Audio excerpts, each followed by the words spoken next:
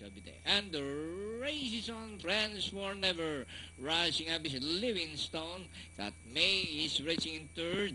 Livingstone by Lincoln up. Okie Hawk is running by Daryl. Friends for Never. Durango is racing fourth by Daryl. Cat May. Slam Shots is racing in sixth from the outside. By Daryl is Wonder Pup and Andorra. Two runners fighting it out for the lead. Okie Hawk by Daryl. Livingstone. Durango. A long shot sneaking by Daryl. Friends for Never. Cat May is racing in fifth by Sam Freelance. Then here comes Slam Shots. Rounding the far turn. Okie Hawk by a length and a half.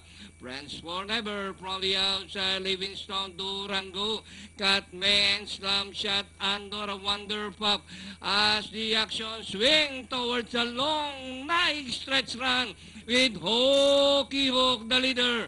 Friends for Never from the outside and sneaking down on the inside is Cat May and nearing the finish line. Friends for Never, Okie Hawk, Cat May by Daryl and Slam Shots.